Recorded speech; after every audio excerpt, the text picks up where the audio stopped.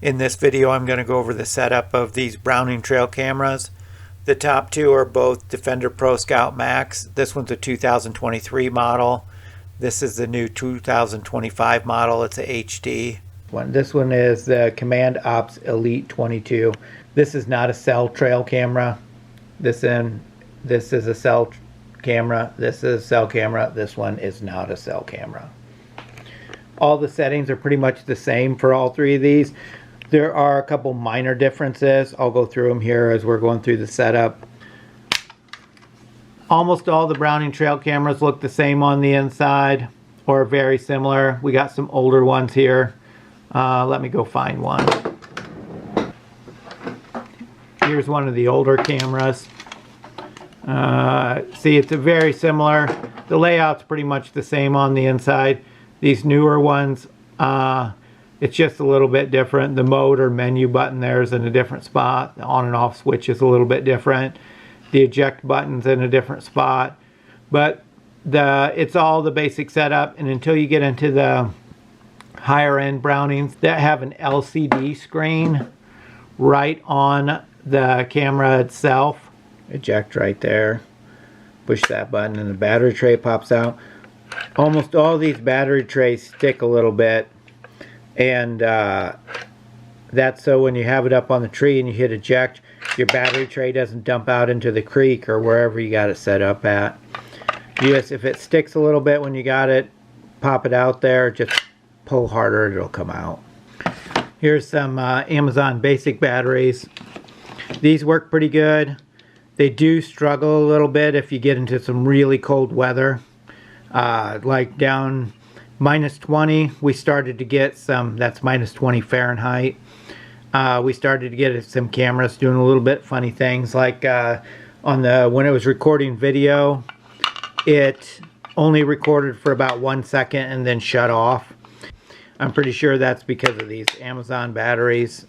Struggle a little bit at -20. So if you're up in Canada or Minnesota or someplace like that, you might want to go with some of the higher end batteries for the winter time, like the Energizers.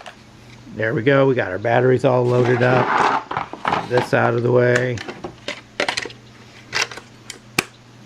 I really like the Browning trail cameras. They have a battery tray that slides in from the bottom. I've never found water inside one of these battery trays. We have had a little bit of water on the inside here, but that was a camera that got submerged in the stream during a hurricane. And when I took that camera out, took the SD card out, took the battery tray out, threw everything in a big Ziploc bag full of rice, turned it back on. That camera is still working to this day. The on switch is right here. Just flip that up. Alright, so now we got a message, no card in here. I haven't put a card in here, so if it says that, it's because you don't have a card, or because your card's faulty, or it's not reading correctly. So we're going to go ahead and shut that back off. See, we don't have an SD card for this one in there.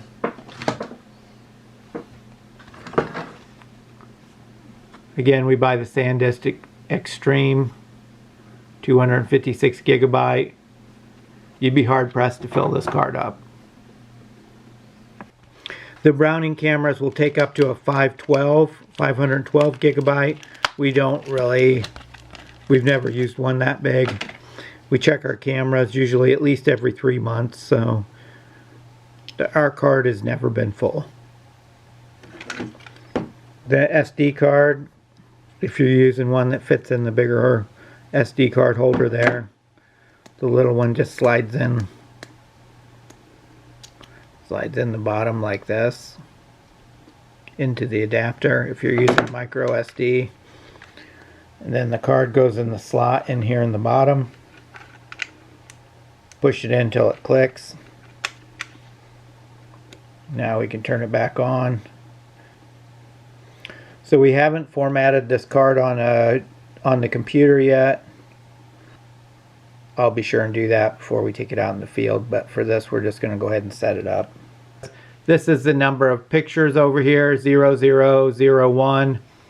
That's the number of pictures we can fit on this card. It's probably more than that, but that's the most the display will show on here. All right, we got the batteries in, we have the SD card in. Now when you first turn the camera on, it will start at a countdown timer up there. See where it says DLY and then the timer's counting down? As soon as that gets down to 0, this is going to start taking pictures. But we want to go ahead and set it up. Don't just take it out in the woods and turn it on and leave it on the tree. You want to change the settings. So you hit the M button here. And this allows you to set the date on here. Hit OK. Use the up buttons here. Over when you get to the right month there. Hit OK. Set the time. I hit hit OK and then hit the down button. Now you can set the time on here. Hit OK again. What time is it?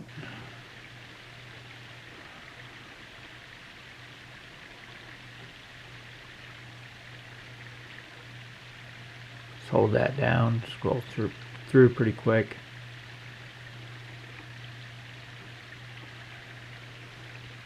Okay. Oh, I already hit it. Hit OK and then you're back. Down button. Trail mode. Okay, so hit the OK button.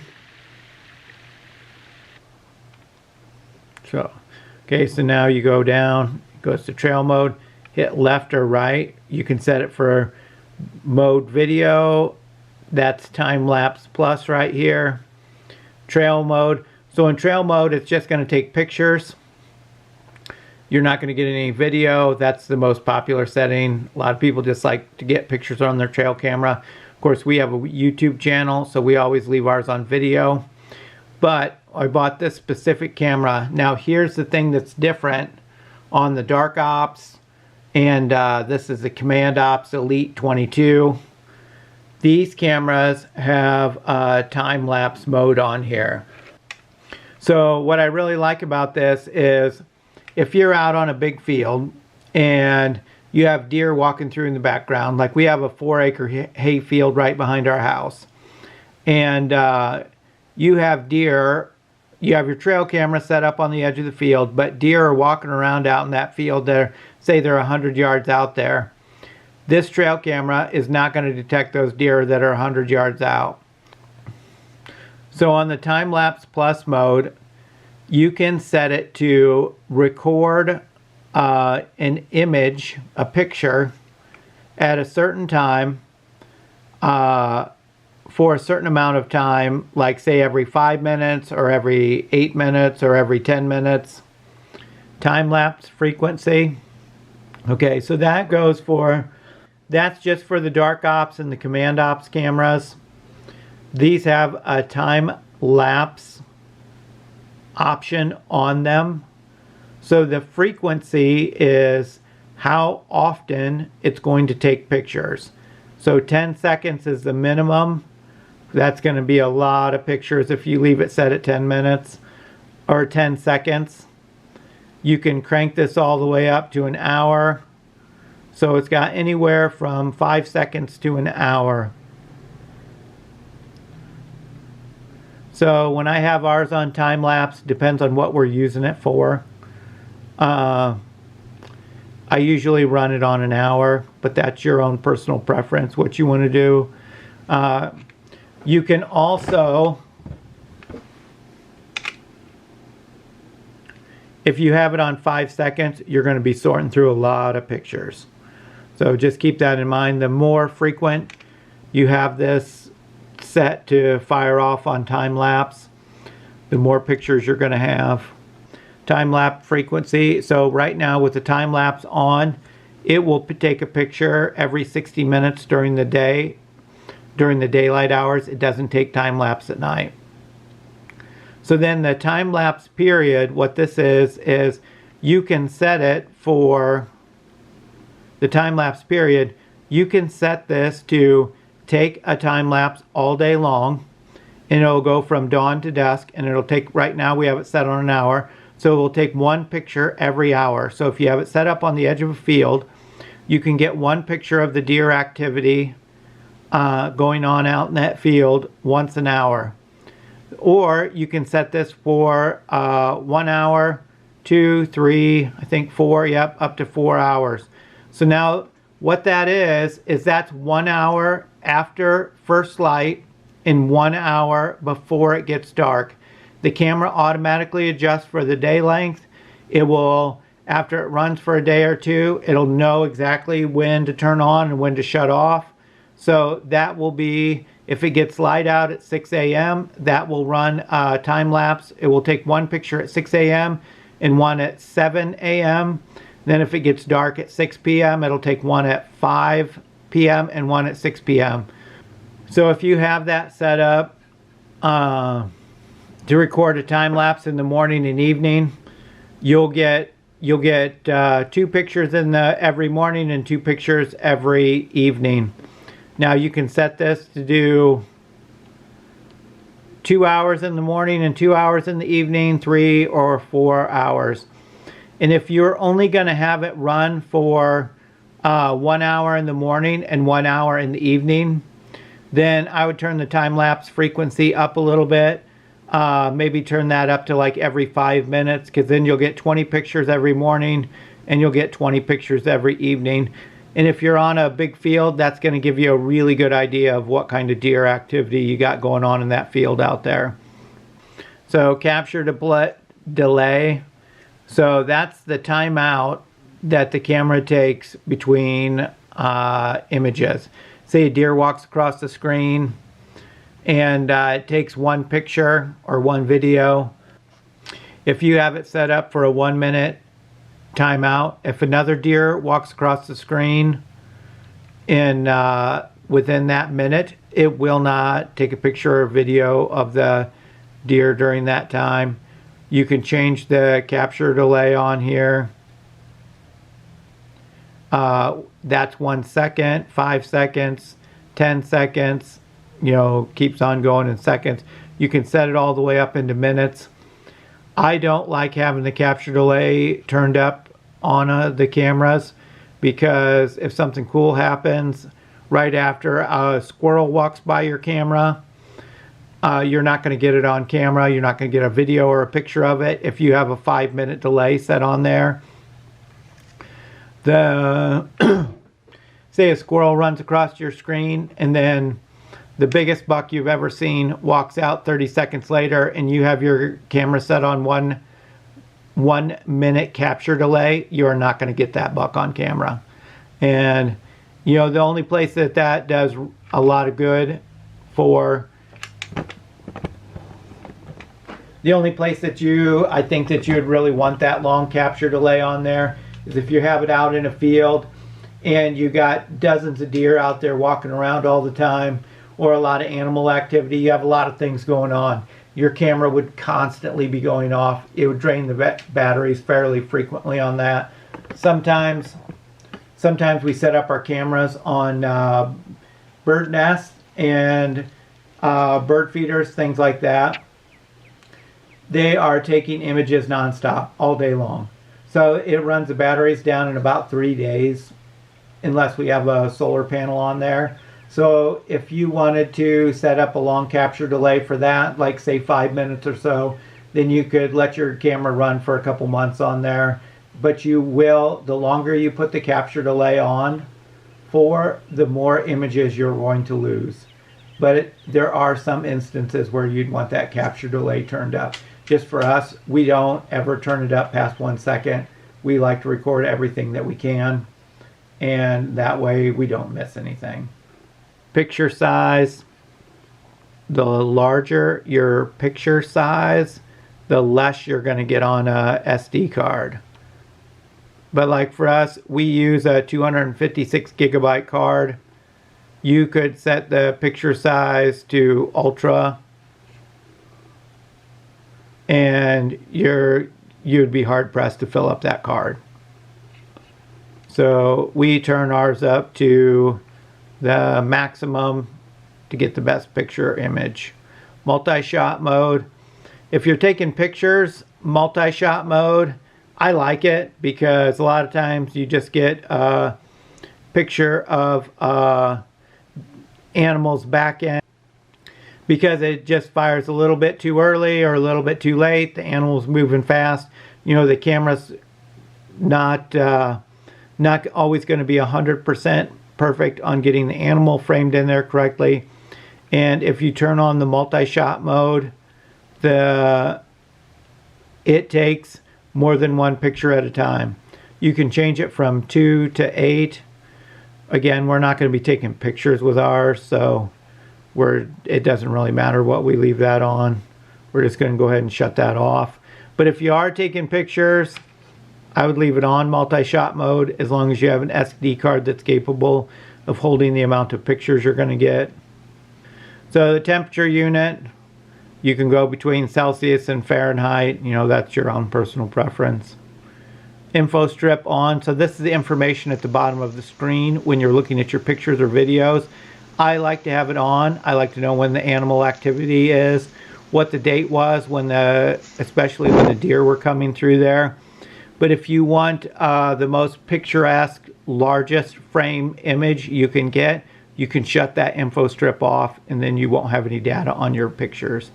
We've run them both with the info strip on and with it off. And later on, I kind of wish I had it on to know when exactly the animals were coming through there. SD management. So if you turn this on, now when your card gets full, it'll just record over your first images on your card. It'll keep recording even though your card gets full, but it'll just start erasing the stuff that was at the beginning of your card. We leave that turned off. We use large cards so we don't have to worry about them getting full. The motion test. So you can turn this motion test on. And now it says testing. And you'll see there's a red light flashing on the side of there. And every time it detects movement, that red light starts flashing. So that's really handy. So you can set your camera up in an area. Yeah, you can see it's detecting me talking here behind the camera. You can set your camera up in an area where you want, and if you have it set up on a game trail, you can turn it to motion test, walk through where you think the animals are going to be, and look to see if that red light flashing, just to make sure it will catch them. You can also go out to the end of the camera range and find out just exactly where is going to be the end of its detection ability. So that's a really handy feature to use. I like using that when I'm setting the camera up in a new place. Just make sure before you leave your camera, don't close the lid and walk away right now, because your camera is not going to record. That light is just going to keep on flashing and you're not going to get any images. You're going to be really disappointed when you get back. So you go back here, motion test, okay. There, it's on testing. Hit the OK button again and get it off of that so that it stops. Now you notice the red light's not flashing anymore. We have alkaline batteries in here. Just the Amazon Basics. These do really good in the summertime. Not so good in our winters. We're in the mountains in Virginia. We do get some cold winters here, and we have had some issues with the cameras only recording 1 second video clips when it's very cold. So that's a little bit frustrating. So in the winter time, when it's really cold out, we use either the Browning batteries or Duracell or Energizers. So in the winter time, you want to use better quality batteries than those Amazon Basics. If it gets really cold, if your winters aren't that cold, it's not a big deal. But we have noticed that around -20, the cameras start to malfunction a little bit. We start to get 1 second video clips instead of our usual 30-second or 10-second video clips like we have our camera set on. So you can use the lithium batteries also, but they're really expensive. We don't really use those that much. I don't think I've ever used them. We have cameras that run up in Canada also. And even in the really cold temperatures, -40 up there, the Energizer, the Duracell batteries do all right in those kind of temperatures. We can buy 3 Amazon Basic batteries for what 1 Energizer costs. We can buy all of our trail camera batteries for an entire year off the Amazon Basics for what you would use to buy the lithium ion batteries for 2 cameras. And I think we're running like 20 or 30 cameras now. I somewhere between 20 and 30. I can't remember. The trail camera name, you can change that here. We'll go ahead and change that to NatureCam 5. Or maybe we'll change it to the trail camera name, what kind of trail camera it is, so that way when people are watching our videos, they'll know what kind of camera that is. Command Ops Elite 22. Set default. If you hit OK where it says set default, it's going to reset the camera to the factory settings, and everything you just did is going to be erased. So if you want to reset it, go ahead and hit OK, but we don't want to. Delete all. We are going to do that because it's already fired off 44 pictures while we're sitting here. Hit OK and then move that over to yes. Remember, this will delete all pictures on the SD card. Then hit OK again. Delete all in progress. So we just did that. SW upgrade. So that's your software upgrade. There's nothing that needs to be done on that right now. So there we go. So now we're going to go out of the menu function. It'll time out here in a second and get ready to go back to the active mode here, or we can just push menu and switch it back. Now we're getting the countdown on here. So with a 256 gigabyte card and recording 20-second video in the maximum, the highest resolution possible on this camera, we're now able to get 9,992 videos. And I don't think you're going to be able to fill up that card unless you leave this camera out for a very long time. So there we go. The Command Ops Elite 22, we have this camera all set up. We're going to go ahead and shut that off.